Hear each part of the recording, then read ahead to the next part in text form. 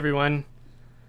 This is my third attempt at doing this live stream today, so I'm hoping that it's working. If we're having technical problems, I'm going to trust you guys to let me know in the chat. Maybe this was providential that I've been having so many technical problems today. So I'm going to try and be cautious as I wade into a pretty difficult topic and conversation anyways. So I would appreciate your guys' prayers and patience as I stumble through this. Like I said, this is a sensitive topic, and I want to be very careful with my words. So I may be a little staggered in the way I do this, and I might be all over the place because it is a live stream. The reason I'm doing this as a live stream is because it's just there's a lot to cover here, and I knew if I tried to script this out, it would just never happen. But I also know that there's risks that come along with this, so I don't know if this is going to be something that I'll even leave up. I may end up having to take this down, but we'll see how it goes. So what you got from the title is about churches burning down. So you may have heard about this, or you may not have heard about this. But up here in Canada, there's been a spate of vandalisms and attacks on churches, not just Catholic churches, but mostly Catholic churches. Canada's a big place, so you'd think that it wouldn't hit terribly close to home necessarily. I'm in the West, or maybe like the Midwest, if you want to use U.S. language to try and approximate where I am geographically. But a church was recently burned down within 15-minute drive of my house, and this is a very well-known church.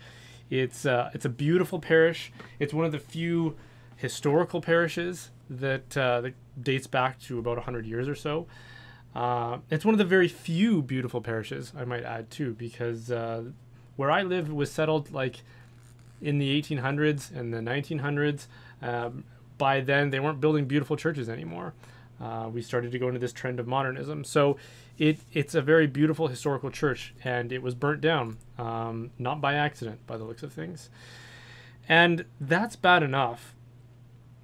But when there was outcry about it, even from some politicians, so my premier, Jason Kenney, spoke out about it and talked about what a tragedy it was, and other politicians did so as well.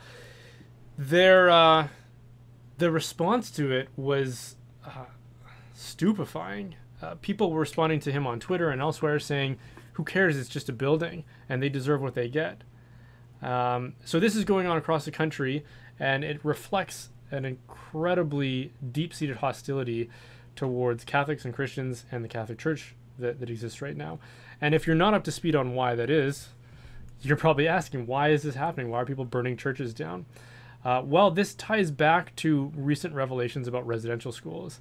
And as a primer to this, you may want to go back and look at a video I did a couple weeks ago called Indian Residential Schools. So I'll try to reintroduce that context a little bit here for this video. But I'm going to try not to repeat too much because I don't want to make this unnecessarily long. So Indian residential schools were a system of schools that were started in the late 19th century and went well into the 20th century.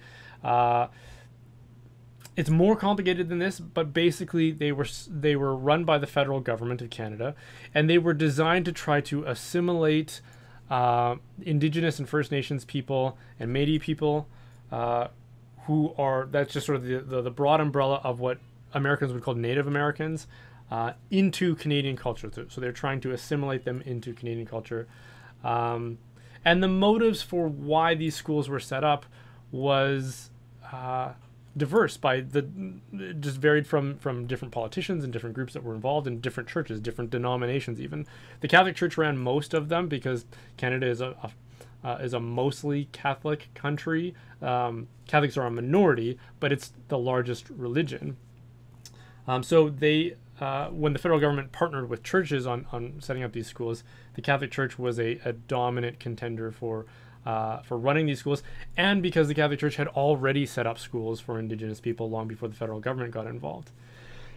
And so what happened at these schools was disproportionate amounts of abuse, of death even, among students, and what many have described as a very traumatic experience.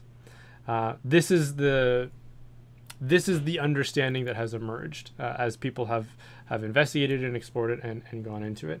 And More recently, the federal government set up something called the Truth and Reconciliation Commission. Now, this was a commission to allow for survivor testimonies would be heard, as well as experts from various disciplines would be involved. There's, I mentioned in my last video, I think he's an archaeologist named Dr. Scott Hamilton, who they relied on to try and ascertain information about grave sites and unmarked graves and burial sites and whether there were remains at some of these sites and what we should do about that. I'll try to revisit that in a little bit here. And more recently, different reserve bands and tribes have made use of a technology called GPR, ground penetrating radar. So this is used to create imagery of a certain area to assess whether there's something in the ground. It can be used for utilities, it can be used for mineral exploration, and in this case it's being used to discover if there are graves or remains in the ground. And it was announced, what really set off the media coverage on this was that in a school next to a former school site near Kamloops, British Columbia, which is not terribly far from where I am, they discovered the remains of hundreds of bodies, which are believed to be Indigenous children. And now they've used this same technology to make similar discoveries at other places. So the responses that have happened, including attacks on churches and the indifference or even jubilation among many people at the knowledge that these churches are being attacked, is based on this assessment that Catholics committed a horrible crime, and this is justice. This is a reckoning for the Catholic Church. So in response to that, I want to say, let's concede that. Let's say that that's true, that Catholics are guilty of a crime against humanity and maybe even genocide, which is language that both the Prime Minister and the TRC have used to describe what happened. Well, if that's true, is it fair that 21st century Catholics should get blamed for what some 19th and 20th century Catholics did? Obviously, some people believe that, yes, they should. I would say no for a variety of reasons. And I would invite you to be honest about this and put the shoe on maybe a different foot and see how you would feel about it. So, for example, and bear with me here because I understand that people will take this the wrong way. But what a lot of people don't know about pre-colonial history of North America, about especially the Indigenous people in Canada, was that there was a lot of tribal fighting and long-standing feuds and wars that went on. And one example is between the Iroquois and the Huron. So by the time that fur traders had arrived and settlers had arrived from Europe, and the dynamic had shifted, the Iroquois took advantage of what was going on and attacked and virtually wiped out the Huron. You could call that genocide. It might just be the results of war.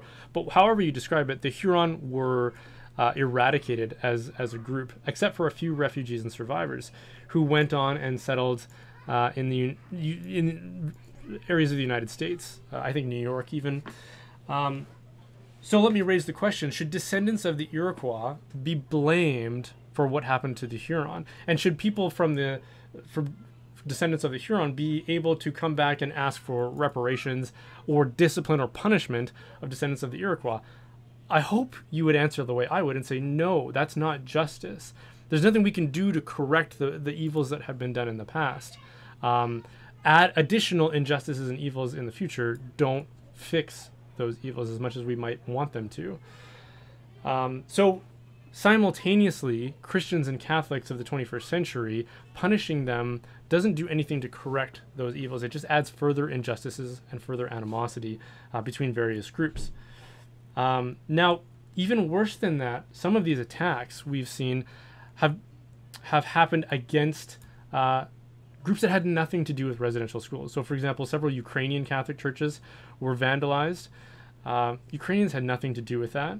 A Polish church composed of Polish immigrants here in Edmonton, where I live, was vandalized. They had a statue of St. John Paul II outside. It was apparently vandalized with red paint. They had nothing to do with residential schools. There was a church, not even a Catholic church, I believe, it was an evangelical church composed of mostly African immigrants that was vandalized in Calgary, which is not far from where I live. They had nothing to do with residential schools. This hatred has become so unrestrained that it is indiscriminately being used to attack anybody, and people are justifying it based on this grounds that that Catholics committed genocide. So let's talk about that a little bit more, because I don't actually concede the fact that the worst interpretation of what happened is actually accurate. Let's talk about this word genocide, which has been used. So Justin Trudeau, the Prime Minister of Canada, used it. I don't know if you guys can hear this. My kids are going crazy in the next room, but hopefully that's not being picked up too much here. But Justin Trudeau used this word genocide, and the Truth and Reconciliation Commission mentioned it as well. And if you look up, I'm pretty sure if you looked it up on like the Wikipedia article, you would see mentions of genocide. Genocide etymologically is a word that was invented to describe the Holocaust, what happened to victims of the Holocaust in the 20th century. So these are victims of Nazi Germany, especially Jewish people, but other groups as well, including Catholics, homosexuals, Roma, and pretty much anybody who didn't fit this very narrow template of what the Nazis had envisioned for their future utopia. So this involved obviously systematic abduction of people, shipping them off to concentration camps where they were tortured, abused, eventually murdered, and dumped into mass graves or incinerated in ovens. That's the prototype of the worst crime against humanity that most of us can think of. And the word genocide was invented to describe that. So when we try to co-opt that word and use it to describe other crimes, and I'm not saying they're not crimes, but I'm just saying if they're not nearly on the scale of what that word was intended to describe, I think that creates two problems. The first is it reduces the severity by association of what happened to victims of the Holocaust, which I think we should be very cautious about doing. The second is it makes other crimes, which could have a range of motives and circumstances of describing them, sound far worse than they actually were. And that's a problem. I want to read a quote by C.S. Lewis here to describe that, because I think he's got a really strong point here. If you don't know who C.S. Lewis is, he's the author of the Narnia books, as well as a lot of other nonfiction and philosophy. He said this: suppose one reads a story of filthy atrocities in the paper. Then suppose that something turns up suggesting that the story might not be quite true, or not quite so bad as it was made out. Is one's first feeling, thank God, even they aren't quite so bad as that? Or is it a feeling of disappointment and even a determination to cling to the first story for the sheer pleasure of thinking your enemies are as bad as possible? If it is the second, then it is, I am afraid, the first step in a process which, if followed to the end, will make us into devils. You see, one is beginning to wish that black was a little blacker. If we give that wish its head, later on we shall wish to see gray as black, and then white itself as black. Finally, we shall insist on seeing everything, God and our friends and ourselves included, as bad, and not be able to stop doing it. We shall be fixed forever in a universe of pure hatred. So what we see going on right now, based on the facts that are available to us, is a situation of unrestrained outrage and hatred directed towards Catholics. And again, I understand that a lot of people think that that's justified. How justified is it? Or is it possible that we're seeing gray as black in this situation? And I would suggest that we are. As I mentioned in my last video, when the media started covering this, they kept on using the phrase mass graves, the discovery of mass graves. And I think they're still using it. I don't think there's been any retractions of that point. The truth is, these are not mass graves. They are graveyards or burial sites in which there are several unmarked graves. Why are they unmarked graves? Well, let's start with the question, why are there graves at all in the first place? The assumption from the responses I've seen from people talking about this on Twitter and responding to people like the Premier of Alberta are because these kids were murdered. That's the assumption, that an actual genocide took place here. They were murdered and discarded into mass graves. The truth is, there isn't really any evidence that I've seen that anybody was murdered. Abuses took place, yes. I think that needs to be admitted and acknowledged, and I don't think we should deflect from that. But whether or not people were murdered, if there's any claims of that, it's anecdotal, and I don't want to dismiss people's testimony, but I haven't even seen any of those kinds of claims, and that might just be a measure of my own ignorance, so forgive me if that's true. But if murders ever took place, I think that that's the exception, even though the assumption is this was a wide scale of murder that took place. The truth is, the vast majority of deaths occurred from diseases like tuberculosis, on a scale that far exceeded other residential schools. So residential schools was just a name for boarding schools in Canada, that white kids and French kids and English kids and Dutch kids all went to as well. But they had a segregated version of Indian residential schools for Indigenous people.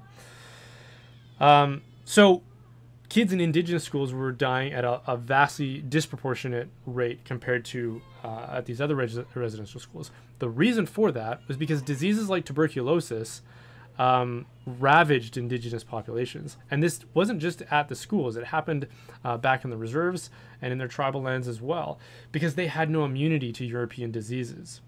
This didn't just happen in Canada. It happened in South America and Mesoamerica as well. So you can learn all about that. Smallpox was devastating, especially for Indigenous populations in the Americas. In the case of the residential schools, it was primary tuberculosis, but there would have also been epidemics like the Spanish flu, which would have swept through some of these crowded places. The reason that they were crowded and not well cared for and probably had poor hygiene was because the federal government didn't provide funding for these things, for the schools to be built properly to accommodate the number of people that were in them, and to care for them when they got sick, to isolate and to take the kinds of measures that we've been seeing in our current pandemic. And then lastly, when they did die, the Ministry of Indian Affairs, who was in charge of managing these schools for the federal government, they didn't allocate any funding for them to be sent home or to have proper burials. They just left it up to the schools and said, you figure it out. So with no funding, and again, remember, Canada was a developing country at this time. Think of a developing country today. That's what Canada was, especially out in the West where I live. This was the frontier. They were not developed. They were not industrialized. They barely had roads to speak of. Hospitals and schools were just getting established, mostly by the churches again. So they didn't have the means to erect gravestones or to dig graves properly. So they buried them. They presumably gave them Christian burials. And then they marked them probably with wooden crosses. That, according to Dr. Scott Hamilton, who was the expert on this, retained by the TRC. Obviously, 100 years later, those wooden crosses aren't still going to be there. And again, the federal government refused to do anything to manage these graves after the schools were closed down, and which is why the TRC, who made a number of demands after the commission was concluded, they made several demands for the federal government to do something about managing these grave sites and to make sure that they weren't desecrated or neglected. The federal government still hasn't done anything about that. Justin Trudeau has been in power for, I think, 6 years now. He has completely neglected those action items from the TRC. So it's no wonder he's so busy scapegoating the Catholic Church. And I'm not trying to say that the Catholic Church doesn't have blame or isn't to blame for some of the things that happened, but the federal government, I would say, is primarily to blame. And Justin Trudeau, in his refusal to address this issue within his own mandate, certainly shares quite a bit of blame. So we're coming into an election season, and I think that helps explain why Trudeau is trying to avoid having his name tarnished by what's going on right now, and is very eager to deflect it onto the Catholic Church, who he has claimed hasn't done anything, which is also not true. So that explains why so many people died. That explains the outrage. There was no mass graves. There was no widespread murder. There was certainly abuse. There was certainly neglect. There was certainly disease. This was also the 1800s, and as Canada became a developed country and a prosperous country, those rates of death significantly decreased until they came on par with the other residential schools by the mid 20th century. By the way, I'm going to take a few questions at the end here. So if you do want to post some questions, be sure to tag me in them so I don't have to scan through the live chat. But I'll take a few questions at the end here as well. So given those clarifications, it poses a lot of questions for me about why the media has been so insistent on framing this in the worst possible way to make gray or even white appear to be black. And it's certainly gray. Our history isn't so simple as victims and villains, which is the kind of narrative that the media just loves to perpetuate. Even the TRC, when they heard witness testimonies, they heard a lot of people say that they actually had positive experiences at residential schools. I'm not going to try and make the case that that these weren't negative experiences or that the effects weren't detrimental to Indigenous people overall, but it's just not that simple. I mean, I've got reports here from the TRC in front of me, and I could read some testimonies. So here's one from a woman named Edna Gregoire, who attended the Kamloops School. This is the infamous one that initiated all of this coverage and attention. She said, "My experience at the residential school was good. That's one thing I'll tell you. It was really good to be able to go to school and to learn how to read and write. And the other thing, the best of all, I was happy to learn about God." Margaret Stonechild recalled, "The File Hills, Saskatchewan principal was a very good religious instructor. I am eternally grateful for that because I have a firm standing in Christian beliefs to this day." Bernard Pinet said that at File Hills, he never felt religion was being forced down his throat. Some parents, at the urging of missionaries, sent their children to residential school specifically for religious education.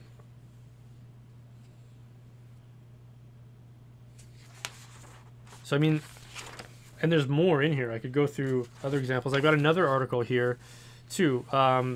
Here's an account from a gentleman named Rufus Goodstriker.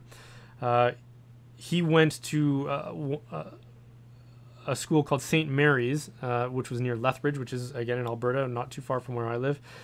He's a retired pro rodeo rider and boxer and now a rancher and herbalist. So he went to St. Paul's, a 3-story steam-heated brick building. St. Paul's at one time had over 500 students. He says, "We were supposed to speak English, but I spoke Blackfoot all the time anyway. It was good teaching for survival in society. We learned reading, writing, history, science, as well as how to operate machinery and farm chores. I really appreciated being able to learn all that. I'm a rancher now, and I use a lot of what I learned at the school."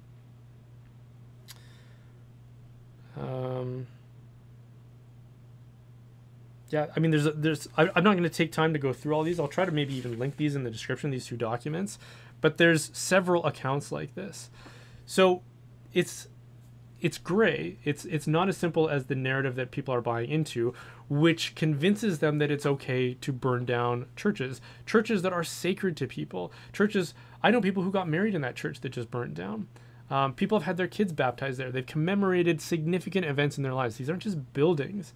So the indifference of people who say, "Oh, big deal, they're just buildings. You guys murdered a bunch of kids." It's like, well, they're not just buildings, and we didn't murder a bunch of kids. We didn't murder anybody, 21st century Catholics. And it's more than likely that 19th and 20th century Catholics didn't murder anybody. The history around this is just a lot more complicated, again, than the media sensationalism is leading us to believe.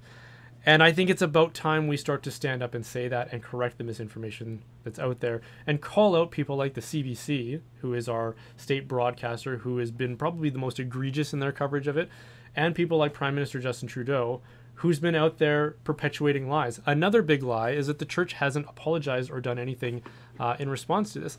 The fact is, every diocese that I've seen has apologized enthusiastically, has made commitments to do whatever they can for reparation and reconciliation, and committed themselves to opening up their archives and being as transparent as they possibly can be. All of those things I've seen in comments, even on my own videos, have been accused in the opposite direction, saying that they haven't apologized. I'm still seeing articles on the CBC saying they haven't apologized. They have apologized several times. The Oblates, who were the missionaries, the religious order, who was running most of these schools in Western Canada, they apologized and came to a legal settlement with survivors back in the 90s, 30 years ago. So like I said in my other video, if you aren't aware of the apologies that have taken place and the work that has been done since then, it's not because they haven't been done. It's because you haven't been paying attention or are just getting up to speed, which makes your outrage kind of hollow, to be frank. I'm not saying outrage isn't deserved. I'm saying that outrage at this point for something that we've been working on for over 30 years and more is hard to take seriously. If it's just about being shocked by the discovery of grave sites because you think that they are mass graves in which children were genocidally murdered. Okay. Let me backtrack here a little bit because I was really upset when that church near my house burned down. And I'm quite angry at the way that this thing is shaping up because it's not about truth and it's not about reconciliation anymore. It's just about stirring up outrage, apparently, from a lot of people. Several of the churches that have burned down are on reserves. These are churches that belong to Indigenous people. That's not helping things. That's further victimizing people who are already victims. I want to repeat what I said in my last video, which is I wish residential schools never happened. I wish there was an alternative way for Indigenous people to prosper and to be well. Some of this stuff it's just complicated, though. Put yourself in the shoes of early settlers who came here and saw a land that was, from what they could tell, not settled according to their definition of settled. There were several nomadic peoples. There was a lot of frontier. There was a lot of undeveloped land. And they saw opportunities to set up farmland, to set up cities, to set up a new country and a new civilization. As they did so, this emerging question kept on confronting them. And by the time the treaties came along, so this was an attempt by the Crown under Queen Victoria to establish treaties with the various nations and the various tribes. Several of those tribes reached out because they were starving and destitute at this point. There were a lot of people who, and when you read the language of these treaties, it's almost like Queen Victoria, you could say it's insincere, but that's one interpretation. The language almost acts as if she's like this motherly, maternal caregiver who wants to sweep in and rescue them from the situation that they're in. Now, again, you can say that, well, she created that situation, or the Crown or the British Empire created that situation. I'm not going to argue back against that, but the point is, not everybody was committed to some sort of genocidal cause. If they were, they wouldn't have established schools where they were trying to train them on how they taught them trades like blacksmithing and agriculture. They taught them reading and writing. They taught them all kinds of things. They obviously didn't go about it in the right way, but this is also the 19th century.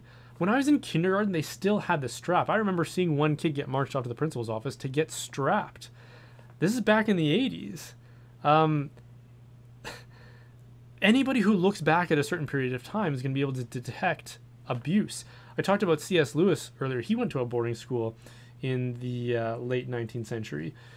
And he recounts all kinds of abuse that he suffered. Sexual abuse, physical abuse, and it was widespread, according to his account of things.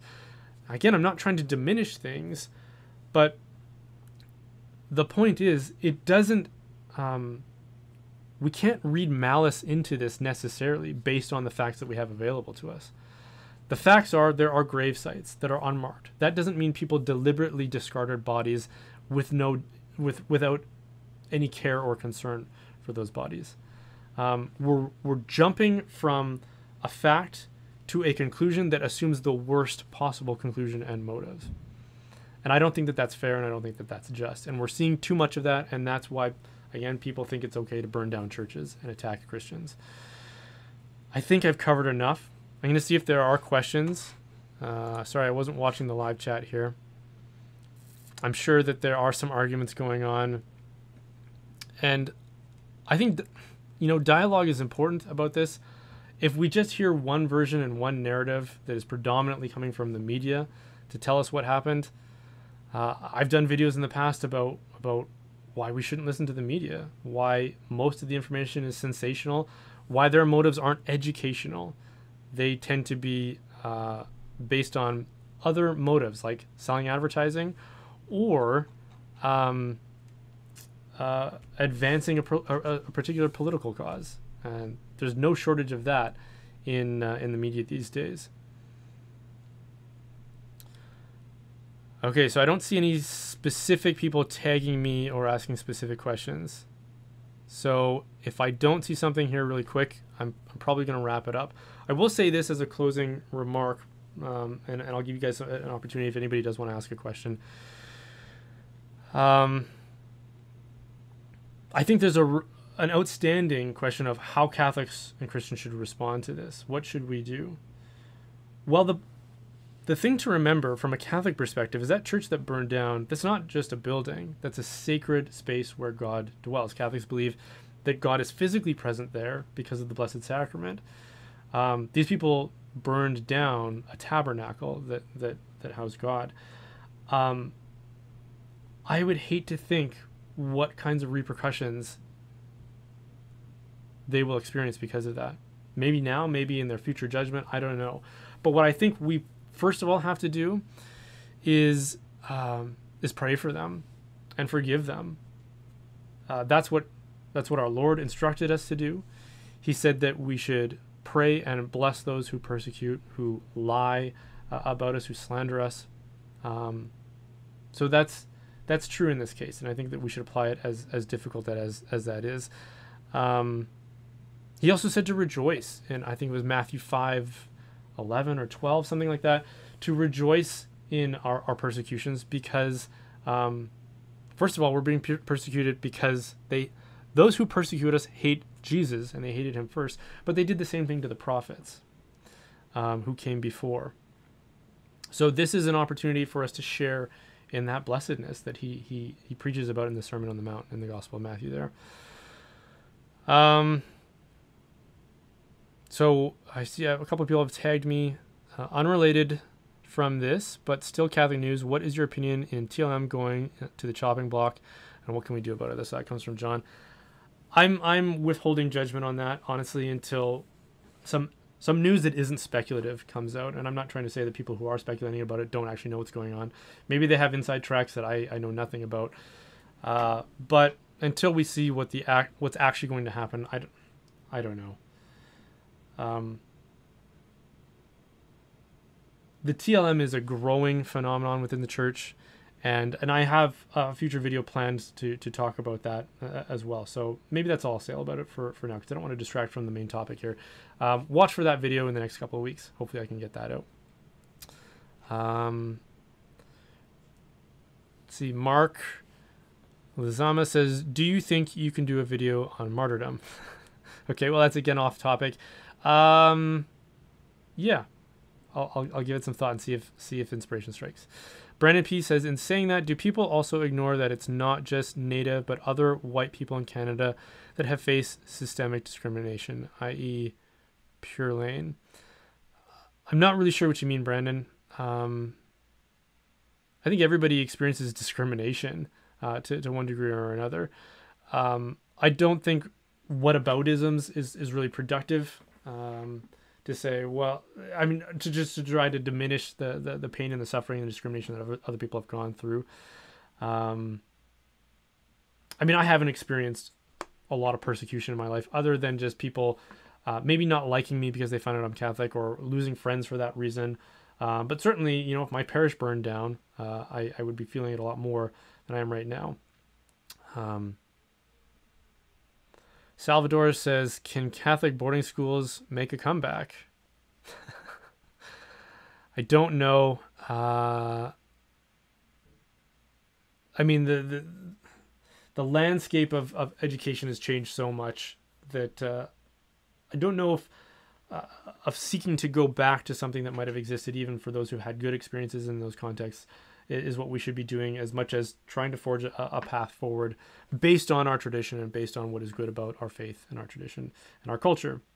For my part, we're homeschooling our kids because the public school system has just gone insane, completely insane, not just in terms of the ethics that they're teaching kids, But in a liberal democracy, we shouldn't be teaching kids ethics. The premise of a liberal democracy is diversity in belief. Yet, if we have a single public education system that insists that we have to teach kids one particular curriculum, well, that's already a contradiction. The best we can hope for is that you don't teach kids ethics. You just teach them facts and how to do math and stuff like that. But they're teaching kids ethics, and it's not the ethics that I want my kids raised in. But not only that, they're not teaching kids how to think anymore. They're teaching them just what to think. And simultaneously while doing that, they're insisting that they are doing the opposite, which is what all tyrannical regimes do. They tell you, like, the People's Republic of China. They're not a People's Republic by any stretch. And it's just more insulting to the oppressed to insist that you are. The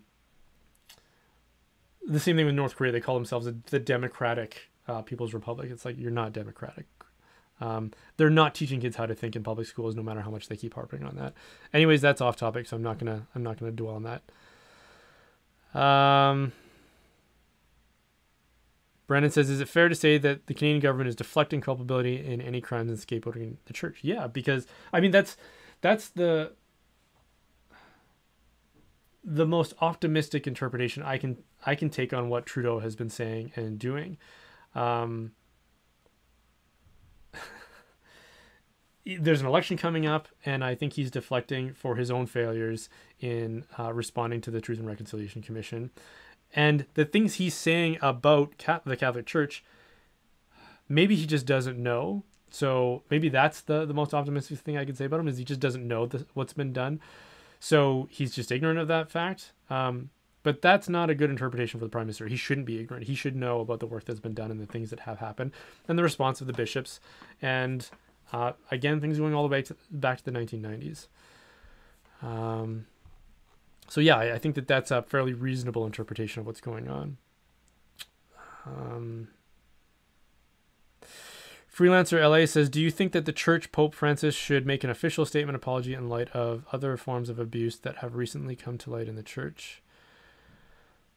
Well, if we're talking about residential schools, I talk about that in my last video. I make an argument about why I don't think Pope Francis should be apologizing. I think that would just be a hollow and insincere gesture and an injustice, in fact, if we consider what the word justice actually, the definition of that means.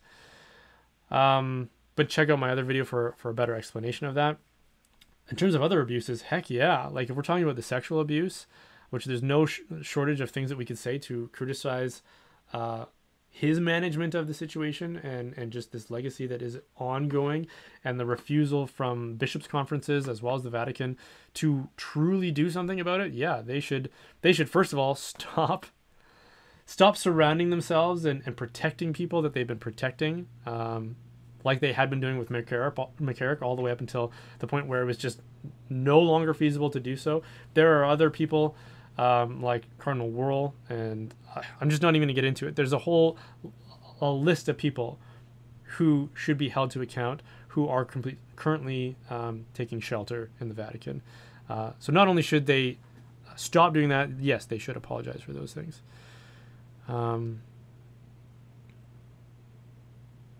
Kay says, where can we find good sources to study about history from a good perspective? I would say, take a look at the report from the TRC, because the TRC wasn't all, I think was fairly balanced. Although there are some things in there that I think are worthy of criticism and more research that needs to be done. One example that I will give is this phrase that has been used over and over again to describe the motives of why residential schools were established. First, I'm pretty sure you could go to the Wikipedia article and see this. Even they'll first say what residential schools were and why they existed, and they say it was to quote unquote kill the Indian in the child. This phrase gets repeated over and over again and attributed to anybody and everybody throughout the history of residential schools, including people like the Minister of Indian Affairs, depending on who it was at a certain given time. Several of them have been quoted as having said that phrase.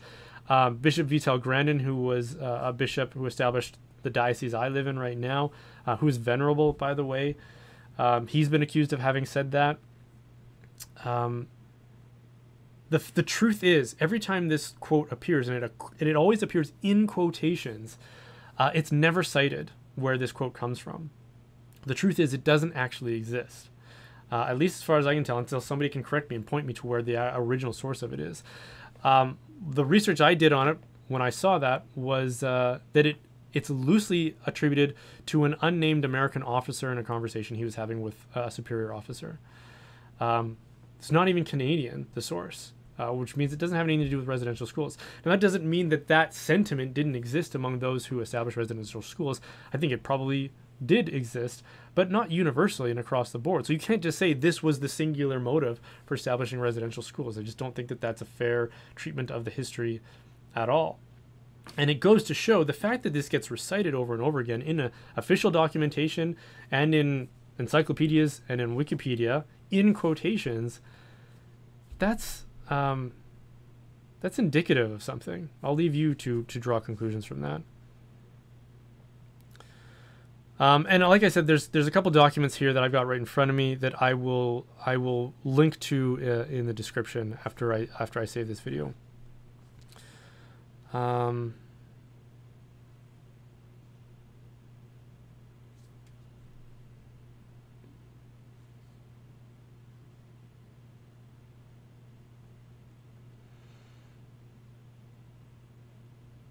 think I'm going to leave it there. Haley says, how do you like your first real live stream? Will you do anything for a second one if there is a second? This is actually my second one. There was a first one I did about how, I think the title was something like why my kids are the best ever, or something like that, which is just drawn from an anecdote and a story that you can go check out on that live stream.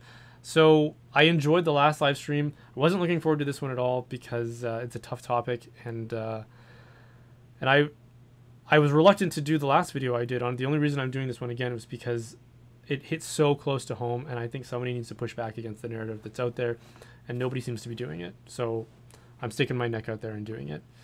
I don't enjoy that fact. I hope my next live stream will be about a topic that is more enjoyable and interesting to dive into.